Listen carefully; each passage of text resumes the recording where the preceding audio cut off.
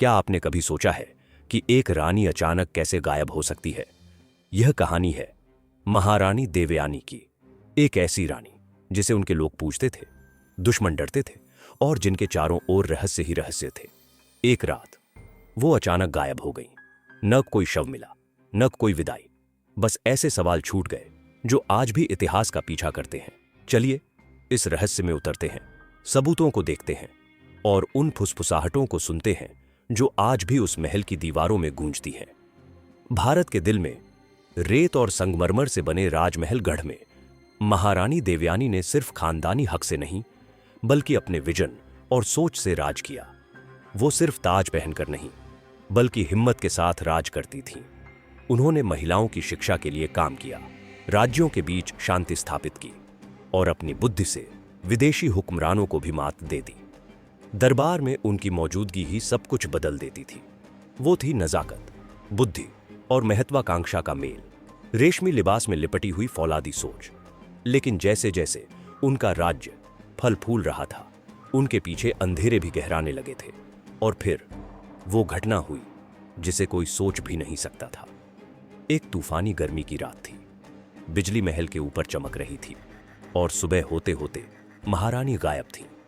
उनके कमरे वैसे ही थे जैसे रात को छोड़े गए हों, गहने अपनी जगह, बिस्तर सजा हुआ और पहरेदार कुछ नहीं जान पाए। सिर्फ एक रूबी की बालियां जो उनकी ड्रेसिंग टेबल पर रखी मिली।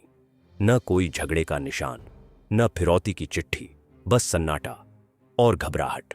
महल के अधिकारी जवाब ढूंढते रहे, जासूसों को सीमाओं के पार भेजा गया, दूत कई दिनों तक दौड़ते रहे, पर महारानी का कोई सुराग नहीं मिला। सिर्फ उलझी हुई अलग अलग कहानियां। महल के गलियारे अब रहस्यों से भर गए थे। कहते हैं उन्होंने कोई बड़ा राजनीतिक षड्यंत्र पकड़ लिया था। कुछ लोगों ने उनके एक सिपाही से रिश्ते की बात कही और कुछ ने कहा उनके भाई राजदीप खुद सिंहासन के सपने देख रहे थे। पुराने खत जला दिए गए, नौकरों को चुप करवा दिया गया।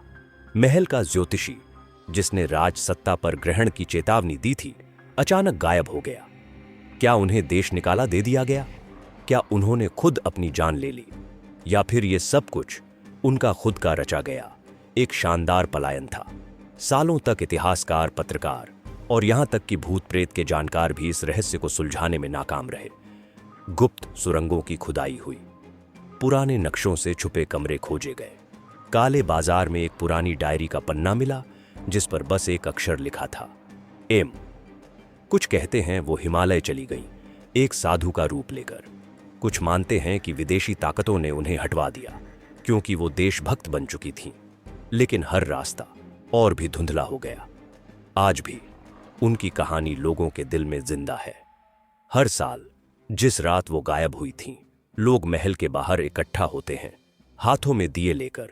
हवा में उनका नाम धीरे धीरे फुसफुसाते हैं। डॉक्यूमेंट्री अब भी इस केस की पड़ताल करती है। कहानीकार और कलाकार अब भी उनकी कहानी को अपने अपने तरीके से सुनाते हैं, पर किसी के पास कोई पक्का जवाब नहीं। महारानी देवयानी सिर्फ गायब नहीं हुई, वो एक दंतकथा बन गई और दंतकथाएं कभी नहीं मरती। लेकिन कभी कभी सबसे मजबूत कहानियां सिर्फ फुसफुसाहटें नहीं छोड़ती, वो ऐसे निशान छोड़ जाती हैं जिन्हें लोग देख ही नहीं पाते।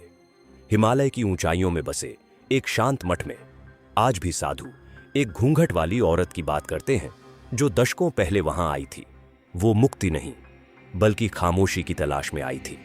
उसने कभी अपने अतीत के बारे में कुछ नहीं कहा, लेकिन उसकी मौजूदगी में वो गहराई थी, जैसे उसने कभी सिर्फ लोगों को नहीं बल्कि किस्मत को भी निर्देश दिया हो।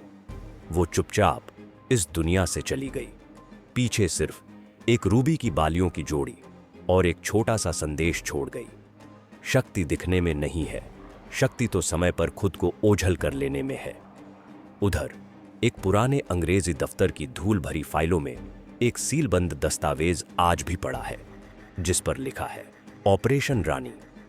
उसके अंदर क्या है कोई नहीं जानता, लेकिन उस फाइल के होने से ये यकीन और भी मजबूत होता है कि महारानी की गुमशुदगी कोई हादसा नहीं थी।